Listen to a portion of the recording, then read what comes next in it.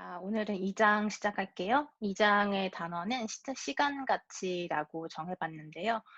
우선 우리가 첫 파트는 금융 관련 파트라고 했었고, 우리가 지난 시간에 챕터 1에서는 예금과 채권에 대해서 간단하게 예제들을 살펴봤었죠. 그런데 이제 2장에서는 그 내용들을 조금 더 심화해서 보려고 해요. 그리고 나서 이제 파생금융 상품 중에서 선물이나 옵션과 같은 그런 대표적인 상품들의 가치에 대해서 한번 생각을 해보려고 하고, 일단은 그런 것들을 이해하기 위해서 2.1절의 화폐의 시간 가치에 대해서 한번 정리를 해볼게요. 지금 2.1절은 사실 1장에서 우리가 했던 내용이긴 한데 그것을 이제 수식으로 일반화해서 설명하려고 해요. 같은 내용이기 때문에 복습한다고 생각하시면 되고요. 그리고 우리 1장에서 봤을 때 우리가 계산 문제 중에서 로그를 이용한 것들이 있었죠. 그래서 로그에 대해서 조금 더 살펴보고 시간을 마무리하도록 하고, 그 다음 시간부터는 2.2절, 2.3절 이렇게 진행할게요. 자, 그러면 화폐 시간 가치 2.1절을 봅시다. 자, 화폐라고 하는 것은 쉽게 얘기해서 돈이겠죠. 그런데 그 돈이라는 가치가 지금의 가치하고 미래 시점에서의 가치, 그리고 거꾸로 생각하면 과거의 가치가 같을 것인가. 사실 10년 전에 100만 원의 가치하고 현재의 100만 원의 가치, 그리고 미래 어느 시점에서의 100만 원의 가치는 사실 다르겠죠. 100만 원이라는 단위는 같지만 가치는 다를 수 있다. 왜 그렇게 생각하냐면 우리가 예를 들어서 지난 시간에 얘기를 했던 것처럼 100만 원이라는 돈을 현재 지금 가지고 있는데 그 돈을 1년 동안 은행에 예금을 해서 연이율 몇 %로 우리가 혜택을 받게 된다면 100만 원 플러스 알파가 될 것이기 때문에 100만 원보다 더 높은 가치를 받을 수가 있는 거죠. 그런데 그 100만 원이라는 돈을 그냥 그대로 가지고 있다가 1년 뒤에 보면 100만 원밖에 안 되는 거죠. 이렇게 해서 우리가 시간 단위로 생각했을 때 현재의 가치하고 미래의 가치는 당연히 다를 수밖에 없는 거죠. 그래서 현재 내가 A1을 생각을 했을 때 미래 A1하고 같을 것인가? 이것을 결정하는 변수는 뭐가 될까요? 시간이라는 변수가 되는 거죠. 시간이 존재하기 때문에 그 시간 단위에 따라서 우리의 그 화폐 가치가 달라진다는 거예요. 그래서 화폐의 시간 가치라고 하고, 그 시간 가치를 표현하기 위해서 우리가 변수를 도입하고, 시간이라고 하는 변수는 t라고 우리가 설명을 할게요. 자, 여기 아래 보시면 현재 시점을 스몰 t라고 하고 1년 후의 시점을 t 플러스 1이라고 하자. 그러면 예를 들어서 2년 후의 시점은 t 플러스 2라고 쓰면 되고요.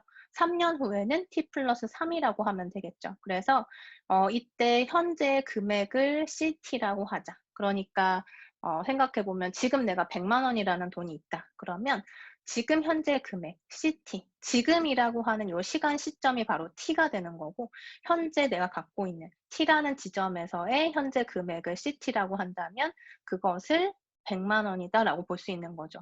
그러면 현재 C의 T는 예를 들어서 생각했을 때 C의 T는 지금 100만 원이다라고 생각하는 거고, 지금 중요한 거는 1년 또는 몇 년 후가 지났을 때 그때의 금액을 C의 T 플러스 1이라고 해보자라는 거예요. 그러면 이때 내가 가지고 있는 100만 원의 가치는 무엇이 될 것인가? 물론 어떤 연이율이 적용되었을 때의 가치겠죠. 그래서 지금 여기 글에 보면 연간 이자율을 R이라 하자라고 했어요. 자, 연간 이자율이 R이다. 그러면 이건 지난 시간에도 얘기했지만 연 이자율하고 우리가 분기별로 이자율을 생각하는 것은 당연히 다르죠. 연간 이자율이 예를 들어서 12%라고 한다면 월 이자율은 얼마가 될까요?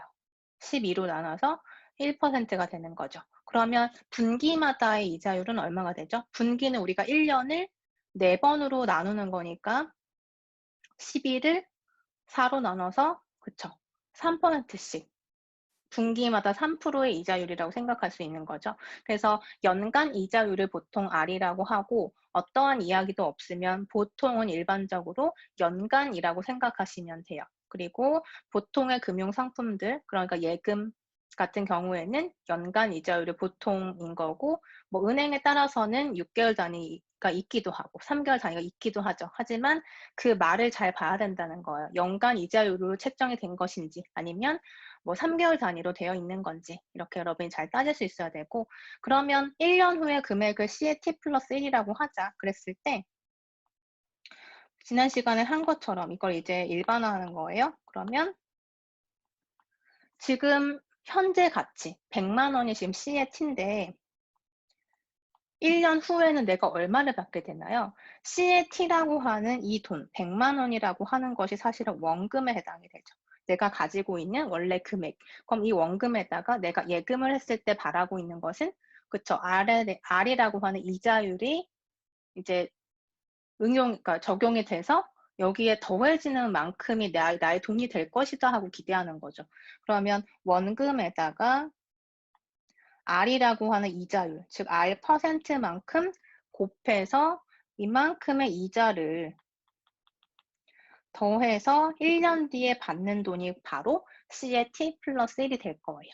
여기서 C라고 하는 문자는 제가 임의로 정한 거예요. 그러니까 여러분이 이렇게 문자로 쓰는 거고 T라고 하는 아래 첨자의 의미가 결국에는 time이다라고 생각하면 되죠. 자, 그래서 이때 이 두 텀을 한번 생각해 보면 C의 T라고 하는 게 공통항이니까 묶어서 1 더하기 R% 이렇게 볼 수가 있어요. 그래서 지금 아래 식에 보면 C의 T 플러스 1은 C의 T의 1 더하기 R이다라는 형태로 표현이 된 거죠.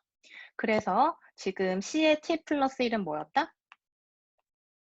그죠? 현재 시점을 T라고 했을 때 1년이 지났을 때의 나의 현재 현금의 가치를 의미하는 거죠. 그래서 C의 T가 뭐냐면 현재의 금액이라고 생각하면 되고 R이라고 하는 것은 연간 이자율을 의미한다. 그래서 이런 공식이 만들어졌는데 그렇다면 우리가 지금 똑같은 돈을 2년간 예치했을 때 1년 더 늘려서 예치를 한다고 한다면 자 위에 있는 이 식에서 2년이라고 하는 기간을 생각해 보면 식으로 썼을 때 C의 T 더하기 2가 결국에는 지금 시점 T로부터 2년 후의 돈이 되는 거죠. 그래서 C의 아래 첨자 T 플러스 2라고 표현이 되는 거고 그러면 C의 T 플러스 2라고 하는 이 식은 어떻게 표현 가능하냐면 위에서 우리가 유도했던 요 식에다가 한번 적응을 해볼 거예요. 그러면 위에 있는 식에서 보면 C의 T 플러스 1이 좌변인데 지금 내가 원하는 값은 C의 T 플러스 2니까 T에 뭘 집어넣은 것과 마찬가지가 되나요? 그쵸. T 대신에 T 더하기 1이 들어간 것과 마찬가지가 되죠. 그러면 T 플러스 2가 되니까 그래서 우변에다가 마찬가지로 T 대신에 T 더하기 1을 집어넣으면 C의 T 더하기 1 곱하기 1 더하기 R 이런 식이 만들어지게 돼요. 자, 그런데 C의 T 플러스 1은 뭐라고 했냐면 이 식에서, 윗식에서 뭐라고 했죠? C의 T 곱하기 1 더하기 R이라고 했고 그리고 여기에 1 더하기 R이 또 곱해지는 거니까 결국에는 C의 T 곱하기 1 더하기 R의 제곱이 된다. 이렇게 생각할 수가 있네요. 자, 그래서 지금 어떤 규칙을 하나 발견할 수가 있는데 자, 확인하셨나요?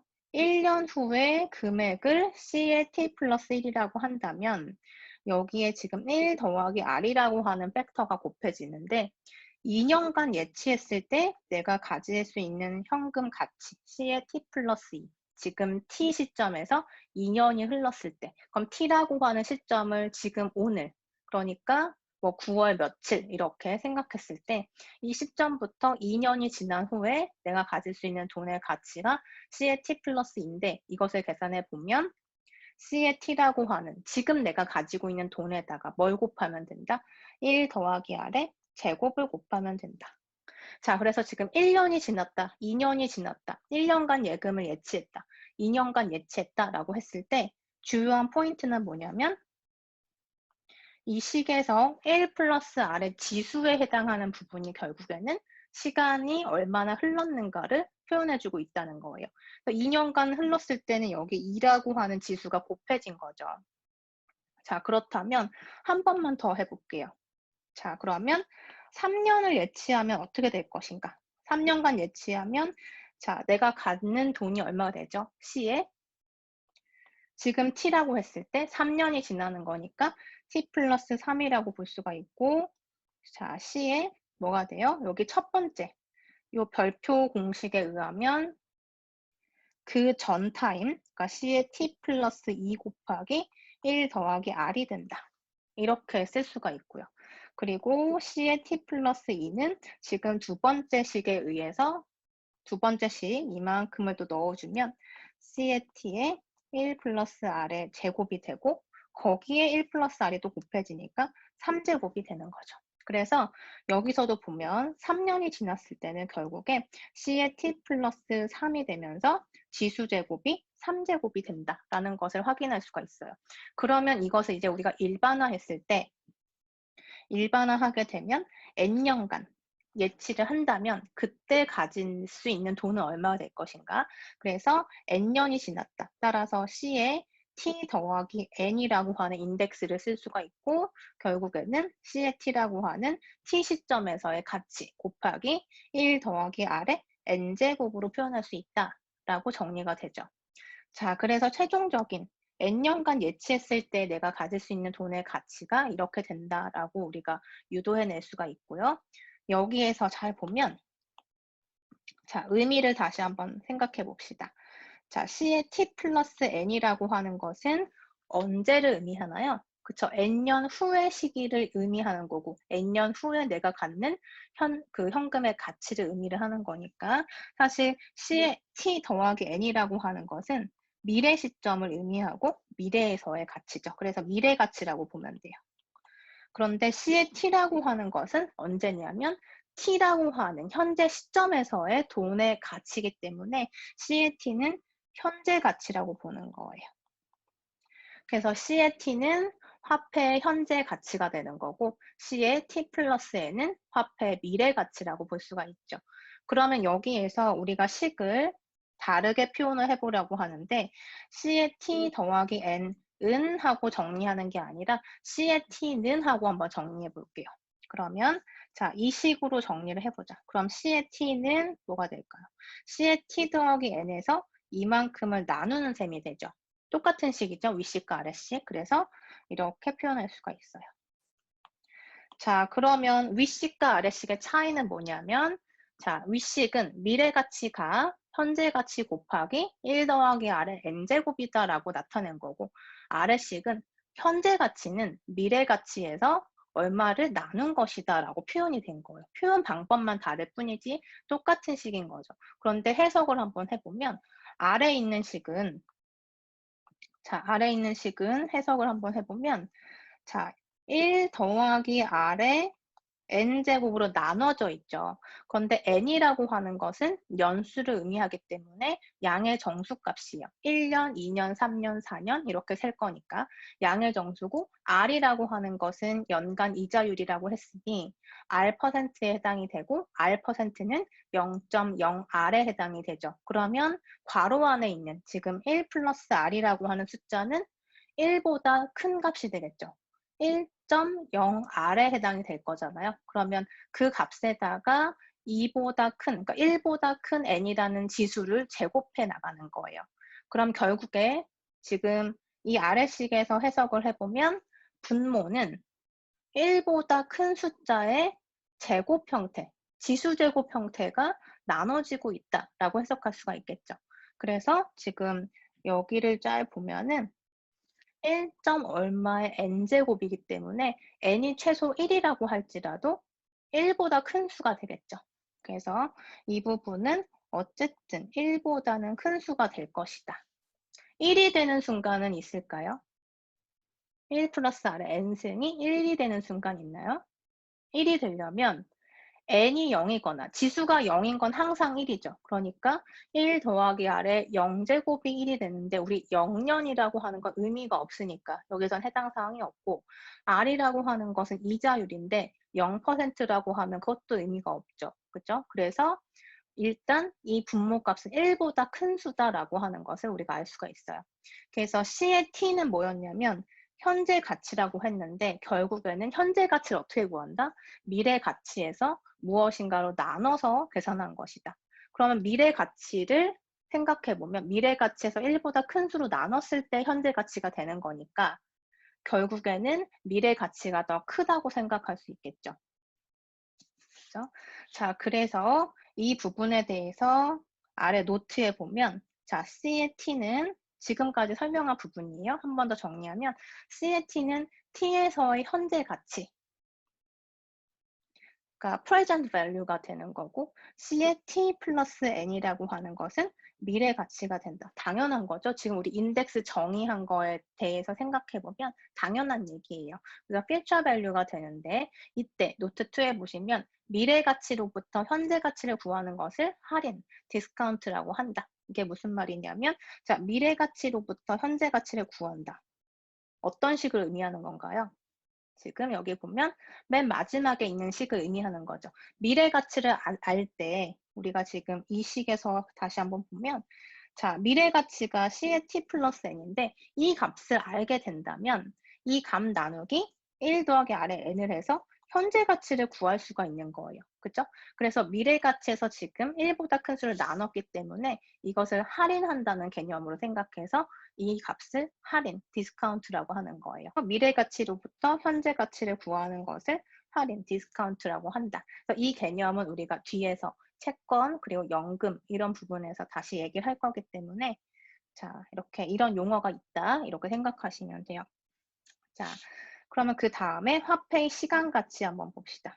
자, 만약 1년에 n번 이자가 지급된다면 연간 이자율이 R일 때 이자 지급 주기당 적용될 이자율은 n분의 R이 될 것이고 n년간 n 곱하기 n번의 이자가 적립된다. 따라서 다음과 같다. 이렇게 식이 지금 정리가 되어 있는데 자, 다시 한번 정리해보면 아까 우리 예를 든 것처럼 연간 이자율이 12%라고 해봅시다. 뭔진 몰라도 연간 12%의 이익을 준다면 엄청난 거죠. 현재 이런 상품은 거의 없죠. 그리고 이런 기준에서 생각했을 때 월간 이자율은 그러면 얼마가 될 것인가? 1년은 12개월이니까 1%라고 보면 돼요. 자, 그러면 분기별 이자율은 얼마가 될 것인가? 분기는 4, 4분기로 나누죠. 그래서 1분기는 이제 앞에 1, 2, 3월, 그리고 4, 5, 6월이 2분기, 그 다음에 7, 8, 9, 3분기, 그 다음 10, 11, 12, 그래서 4분기, 4, 4분기. 이렇게 따지면 분기별로는 12%를 4로 나누면 되니까 3%에 해당이 되죠. 자, 그럼 역으로 생각했을 때 월 이자율이 10%라고 해볼게요. 그러면 월 이자율이 10%면은 연간 이자율은 120%가 되죠. 그래서 역으로 여러분이 생각해서 만약에 대출을 받는 상황이 됐다. 그러면 대출을 받는 거는 내가 빚을 지는 거죠. 빚을 지는 대신에 그만큼 돈을 사용함으로써 이자를 이제 내는 셈이 되는 거예요. 그러면 이자를 낼 때 당연히 금리가 쌀수록 나한테 이득이 되겠죠. 물론 예금이나 적금처럼 예치하는 경우에는 이율이 클수록 나에게 도움이 되겠지만 내가 빌리는 입장에서는 적은 만큼 더 이익을 볼 수가 있겠죠. 그러면 적다고 생각하는 그 기준이 얼마가 될 것인가? 여러분이 또 조사를 하게 될 거예요. 그런 상황이 된다면. 자, 그런데 월간 이자율이 3%라고 해봅시다. 그러면 연간 이자율은 얼마가 된다? 36%가 되는 거예요. 그러면 엄청 큰 거죠. 그러니까 연간 1%라고 해도, 그죠? 100만 원이라고만 생각해도 여러분이 계산해보면 1%는 10,000원이잖아요. 근데 그것을 예를 들어서 뭐 120% 적용한다. 그러면 엄청 커지는 거죠. 그래서 이렇게 앞에서 얘기한 것처럼 어떤 언급도 없을 때는 이 이자율의 기준은 연간 이자율이라고 했어요. 연이라고 하는 게 기준이 된다. 그래서 만약에 1년에 이자를 한 번 주는 게 아니라 n번 나눠서 주는 거예요. 그런 상황이 됐다고 생각해보자. 자, 그리고 연간 이자율이 R이라고 해보자. 그리고 이자 지급 주기당 적용될 이자율은 n분의 R이 된다. 이게 지금 설명한 부분이에요. 그러니까 연간 이자율이 지금 12%라고 하면 예를 들어서 월간 그러면 몇 번 주는 거다? 12번을 나눠서 준다는 얘기죠. 그래서 R이라고 하는 12%에서 몇으로 나눈다? 12로 나누는 거. 그 12라는 숫자가 M이라는 숫자인 거예요.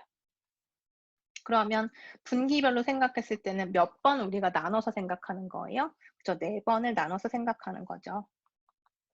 그러니까 이때의 m이 4가 되는 거예요. 그래서 12 나누기 4 해서 적용될 이자율은 몇 프로다? 3%다. 이렇게 보는 거고, 따라서 n년간 n 곱하기 n번의 이자가 적립된다. 그럼 무슨 말이죠? 우리가 1년에 예를 들어서 4번 나눠서 이자를 지급받는다고 하면 2년간에는 몇 번 받아요?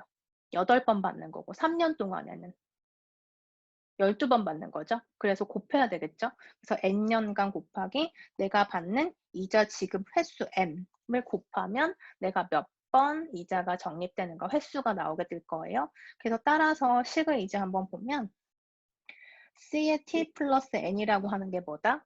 미래, N년 후에 나의 현금 가치인데 그것은 C의 T라고 하는 현재 가치 곱하기 1 플러스 이자율 맞나요? 아까 우리 식이 C의 T 곱하기 1 플러스 이자율에 여기는 몇 년간 이렇게 표현이 됐었죠.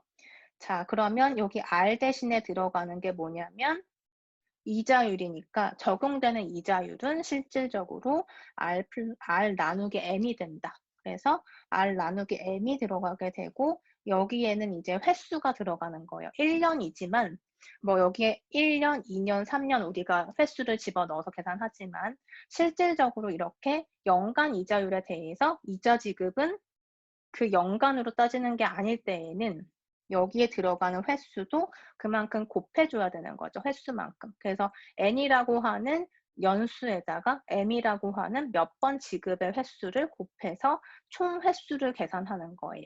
그래서 이런 식이 만들어지게 된 거고 그 다음에 아래식을 보면 이제 C의 T라고 하는 이 식으로 이제 정리를 하게 된 거죠.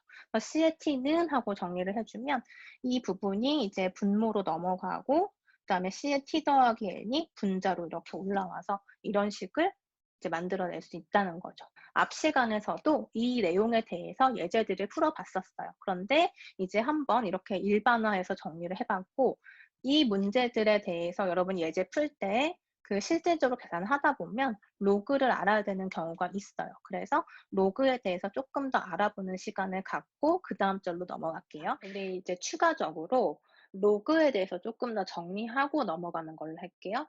자, 일단 로그에 대해서 여러분 잘 알고 있겠지만 혹시 기억이 안 나는 친구들이 있을 것 같아서 간단하게 정리하고 넘어갈게요. 자, 우리가 로그라고 하는 기호를 쓰게 된 이유가 무엇인가 생각해 보면, 자, 2의 2제곱은 4다. 즉, 2를 2번 제곱하면 4다. 잘 알고 있죠? 2를 3번 제곱하면 8이다. 이런 사실도 잘 알고 있어요. 그런데 2를 몇 번 제곱했을 때 3이 될 것이냐? 자, 저기 네모 안에 들어가는 숫자는 정수 범위에서는 없죠. 2를 몇 번 제곱해야 3이 되나? 그것에 대한 답을 할 수가 없잖아요. 그래서 저 네모라고 하는 숫자를 우리가 설명하려면 야, 2를 몇 번 제곱했을 때 3이 된다면 그 숫자를 나는 알고 싶다. 이렇게 길게 설명을 해야 되니까 이것을 우리가 용어로 정리를 한 거예요. 그게 바로 로그라고 하는 단어인 거고, 로그를 어떻게 정의하기로 약속하냐면 이 네모라는 값을 설명하기 위해서 로그라는 단어를 쓰게 된 거죠. 그래서 네모는 즉 지수 제곱은 어떻게 표현하는가? 로그 순서대로 2의 3이라고 쓰는 거예요. 네모 값은 뭔지 모르겠지만 어쨌든 로그 2의 3이라고 수치로 표현하는 거다. 즉 이렇게 이 값을 우리가 이렇게 로그라고 하는 용어를 이용해서 쓸 수가 있다라는 거고 이때 이 아래에 있는 2라고 하는 숫자를 밑 그리고 베이스라고 부르죠. 그리고 이 부분 3이라는 그 부분을 진수라고 불러요. 자, 그러면 지수에서 시작해서 생각을 해보면 지수에서도 마찬가지로 이 아래쪽에 있는 것을 밑이라고 부르죠. 그래서 지수에서의 밑과 로그에서의 밑은 동일하게 써주면 되고 단 이 오른쪽에 있는 이 숫자를 진수 위치에 위치시켜주면 이 값을 우리가 로그 2의 3이다 이렇게 읽어주고 지수를 의미하는 거다 이렇게 생각해 주면 돼요. 그럼 지금 이 스토리에서 생각을 해 보면 로그라고 하는 함수는 어디에서 왔냐면 지수 함수에서 비롯된 거죠. 그래서 결국엔 지수 함수라고 하는 함수랑 로그 함수라고 하는 함수는 아무 관계가 없는 건 절대 아니겠죠. 어떤 관계가 분명히 있을 거예요. 자, 그런데 우리는 이제 계산을 위해서 로그의 성질에 대해서 알아보려고 해요. 지금 로그에 대해서 정의를 얘기한 거고요. 자, 여기서 우리 한번 예제를 한번 생각해 봅시다. 계산 연습한다고 생각하면 돼요. 자, 2의 마이너스 3제곱을 우리 뭐라고 볼 수 있죠? 2의 마이너스 3제곱은 2의 3제곱 분의 1이니까 2의 3제곱분의 1, 8분의 1이 되죠. 자, 그러면 여기서 2의 마이너스 3제곱은 8분의 1이다를 로그로 한번 표현해 볼게요. 어떻게 한다고 했죠?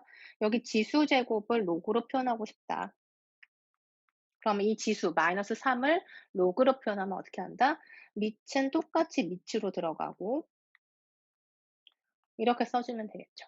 그죠? 그래서 지수가 있을 때 이렇게 로그로 표현할 수 있는 거고요. 그리고 자, x의 5제곱이 32다. 그러면 x에는 2가 들어갈 것이다. 알고 있지만 이것을 우리 로그로 한번 생각해 봅시다. 자, 지수 부분에 해당하는 부분은 로그로 표현했을 때 어떻게 된다? x라고 하는 밑 그대로 들어가고 32 이렇게 쓴다는 거예요. 즉 로그랑 지수는 서로 이렇게 왔다 갔다 하면서 여러분이 표현할 수 있으면 되는 거죠. 자, 이런 상황에서 한 두 개만 더 연습해 볼까요? 자, 로그 10에 0.001 이런 수가 적혀져 있다. 이게 뭘 의미하는가?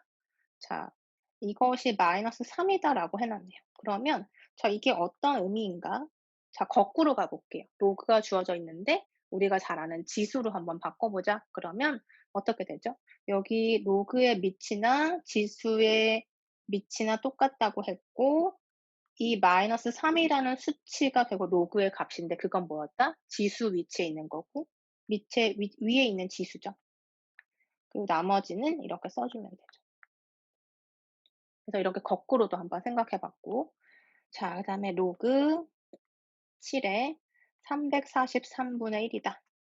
그것이 마이너스 3이다. 자, 그럼 이것도 한번 바꿔서 생각해 볼게요.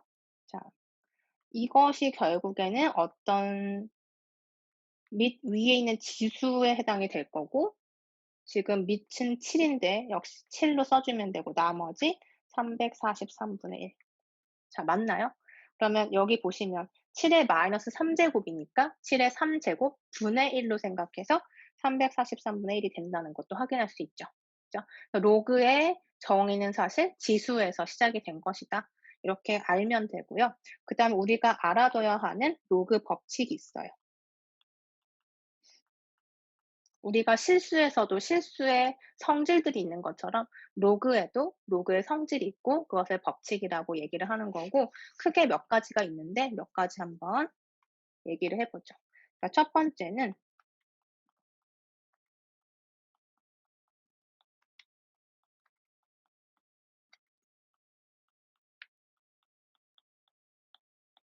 자, 이런 성질이에요. 자, 로그 b의 xy는 로그 b의 x 더하기 로그 b의 y로 분리해서 더할 수 있다.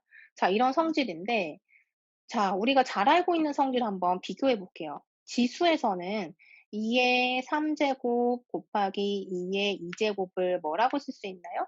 2의 5제곱으로 쓸 수 있죠. 그럼 이거 어떻게 계산한 거예요? 사실 2의 3 더하기 2 해서 지수끼리 더한 거죠.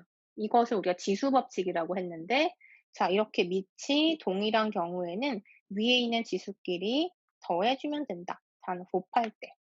그러면 나눌 때는 어떻게 됐더라? 이거 뭐죠? 2의 3승에서 2의 제곱 나누니까 2죠. 이거 어떻게 된 거예요? 2의 3 마이너스 2 이렇게 한 거죠. 그죠? 그래서 여기서 지금 보면은 나눗셈은 지수의 뺄셈이 되었고 곱셈은 지수의 덧셈이 되었다. 이런 걸 우리가 지수 법칙이라고 불렀죠. 그럼 로그에도 로그 법칙이 있는데 첫 번째는 뭐다? 로그 각각의 합에 대해서 생각해 보니 진수를 곱하는 거다. 진수 위치에 있는 x랑 y를 곱해서 한 방에 쓴 거죠. 자, 이게 로그 법칙 1번이에요. 자, 왜 이렇게 될까요?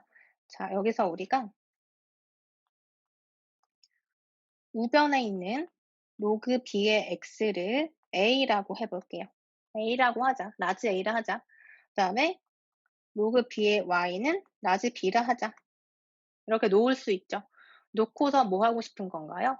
라지 a와 라지 b를 더했을 때 좌변이 된다. 이것을 보이는 게 목적이죠.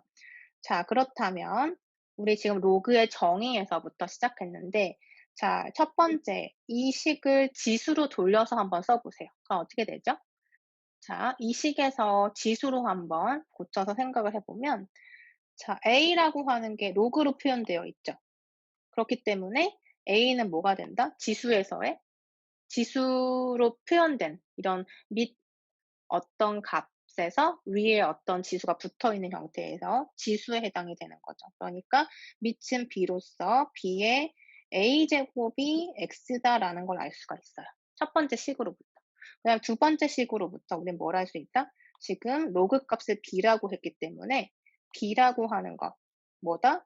지수의 밑에 지수 제곱한 것이 y다라는 것을 알 수가 있죠. 정의대로 지금 가고 있어요. 자, 그러면 여기에서 스몰 x 곱하기 스몰 y를 해 봅시다. 그러면 어떻게 돼요? x가 b의 a승, y는 b의 b제곱. 그냥 그대로 쓴 거죠. 자, 그렇게 되면 자, 밑이 b로서 일치하니까 우리 아까 이렇게 예에서 본 것처럼 지수 법칙은 뭐냐면 밑이 동일할 때 위에 있는 숫자끼리 더해 주면 된다라고 했어요. 그러니까 b의 a 플러스 b가 되겠죠. 자, 여기서 쓴 법칙이 뭐냐면 지수 법칙이에요. 자, 그러면 결론은 뭐냐면 x 곱하기 y가 b의 a 플러스 b가 되었다. 이런 결론이 나왔는데 이걸 다시 우리가 로그의 형태로 바꿔서 써봅시다. 그럼 어떻게 돼요? 자, 여기에 어떤 지수가 있는데 이 지수를 나타내는 방법이 뭐였다? 로그를 이용하는 거다. 그러면 로그 b의 x, y다. 이렇게 쓸 수가 있죠. 그죠?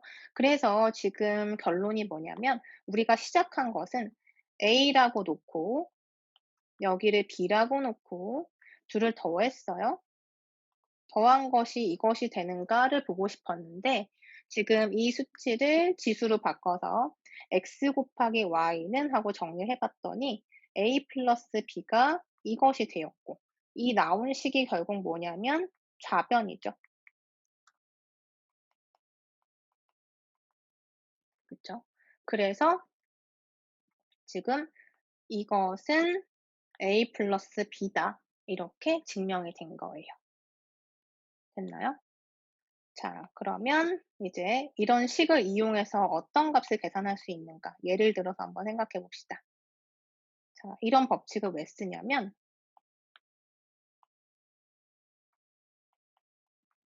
로그 10에 100 이걸 어떻게 분리해서 쓸 수 있다?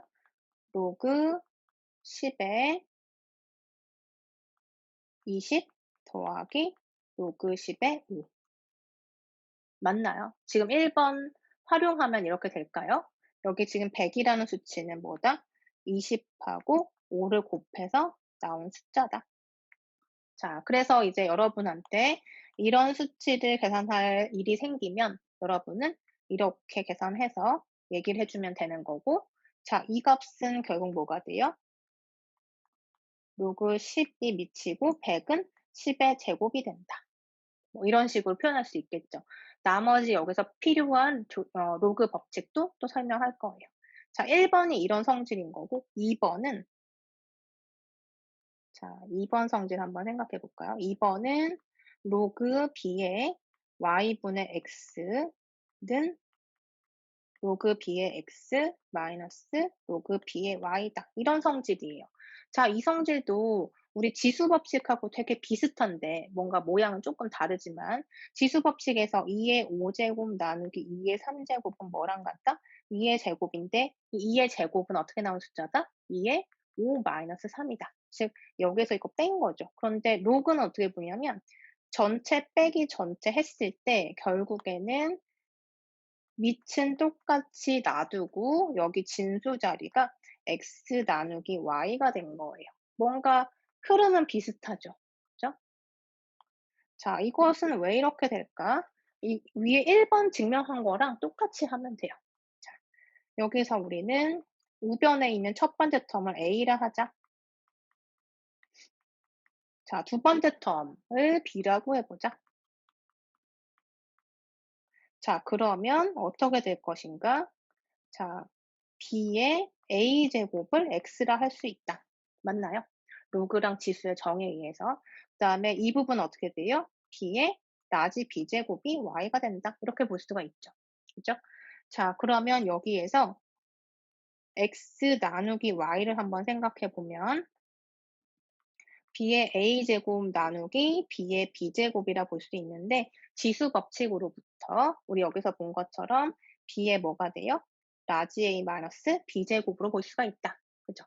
자, 그래서 y분의 x를 b의 a 마이너스 b 제곱을 볼 수 있는데 이것을 로그로 한번 고쳐서 생각을 해보면 여기 지수 제곱에 해당하는 부분을 우리는 로그로 표현하기로 약속했다. 그래서 로그에 밑은 똑같이 b로 넣어주고 나머지 이렇게 쓸 수가 있겠죠. 자, 그래서 a하고 b를 이렇게 놓았을 때 결국에 a-b가 이만큼이 되더라. 근데 이 수치가 지금 뭐냐면 좌변에 있었던 값인 거죠. 그래서 이렇게 증명이 된 거예요. 자, 그러면 이것도 한번 적용해 봅시다. 예를 들어서 로그 5의 13 그리고 로그 5의 8 이렇게 빼라고 얘기했어요. 그러면 이것은 뭐라고 쓸 수 있다? 로그 5의 밑은 똑같이 남기고 여기에서 이걸 뺀 것을 여기 나눈 것을 여기 진수 자리에다 넣어 주라는 소리예요. 자, 이게 이제 2번 성질인 거죠. 로그의 2번 성질. 자, 그다음에 세 번째 성질. 로그 a의 x의 r 제곱은 r 곱하기 로그의 a의 x다라는 성질을 볼게요. 자, 자, 이거는 왜 이렇게 될 것인가? 그러니까 일단 이것을 한번 적용을 해 보면 로그 10의 제곱처럼 이런 형태라면 즉 진수의 어떤 또 제곱이 되어 있을 경우에는 이 제곱을 어떻게 하라는 소리예요? 우변에서 보니까 앞으로 튀어나왔죠. 그래서 곱하기 나머지 텀 이렇게 되어 있는데 그러면 만약에 이런 로그 10의 제곱이 있다. 그럼 어떻게 하라는 소리죠? 여기 2를 앞으로 내려서 2의 로그 10의 10으로 봐도 된다는 게 3번인 거예요.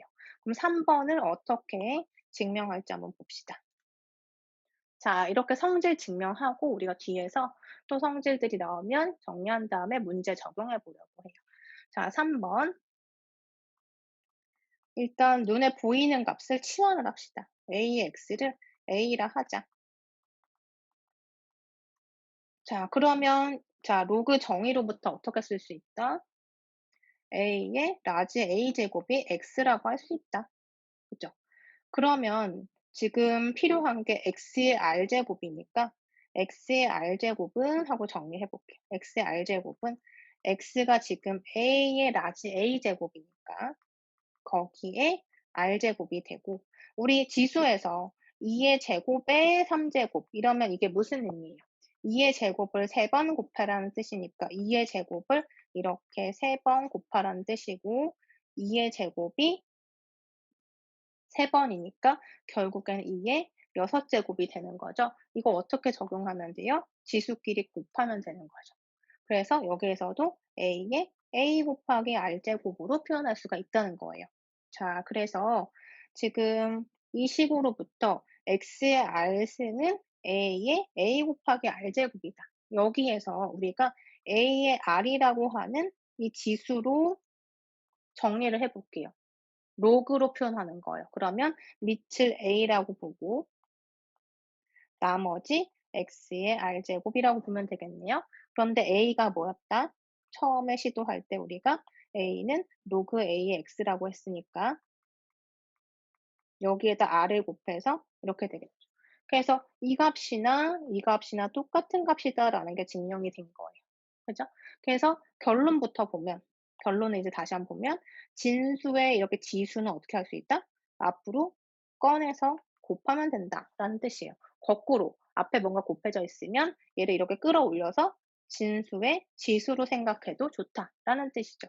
자, 그래서 지금 이런 경우를 생각해 보면 거꾸로 얘를 이렇게 올려서 여기다 붙일 수 있다는 거예요.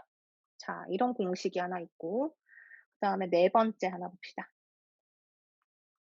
네 번째 성질 A의 로그 B의 C는 C의 로그 B의 A다. 자, 이 성질 한번 볼게요. 자, 이거는 어떻게 된 거냐면 자, A의 로그 B의 C 이거를 M이라고 해 봅시다. 라 하자. 자, 좌변을 지금 치환한 거예요. 이거를 하자. 그다음에 양변에 밑이 B인 로그를 취하려고 해요. 우리가 보통 이렇게 어떤 A랑 B가 같다고 했을 때 양변에다가 똑같은 함수를 취해도 괜찮고 똑같은 숫자를 곱해도 되고 0이 아닌 숫자로 나눠도 되는 것처럼 이렇게 함수를 양변에다가 취하라는 거예요. 그러면 자, 여기에서 좌변은 밑이 B인 로그니까 이렇게 써 주고 나머지를 여기다 쓸 거예요. 자, 여기 그리고 우변은 m이니까 로그 b의 m이다 이렇게 볼 수 있겠죠. 그죠? 자, 왜 이렇게 쓸 수 있었냐면 거꾸로 다시 생각해 보면 이 부분하고 이 부분은 우리가 진수라고 했는데 지금 밑이 b로 똑같기 때문에 등호가 성립하려면 나머지 덩어리도 같아야 될 거잖아요. 그죠? 그래서 요렇게 밑이 b인 로그를 취했다라고 보는 거예요. 자, 그러면 여기에서 우리가 3번 공식을 한번 이용해 볼게요. 3 번이 뭐였냐면 지금 좌변에서처럼 어떤 진수의 지수가 이렇게 있으면 이 지수를 이 전체 덩어리 지수 제곱을 어떻게 할 수 있다? 앞으로 꺼내서 곱할 수 있다라고 했죠. 그 공식을 좌변에다가 도입을 하면 로그 b의 c라고 하는 덩어리 지수 텀이 앞으로 내려오게 되고 나머지 로그 b의 a만 남죠. 그리고 그것이 로그 b의 m이다 라는 형태로 표현이 돼요. 자, 그러면 여기에서 우리가 두 개의 식을 곱했는데 곱한 값을 교환해서 써 볼게요.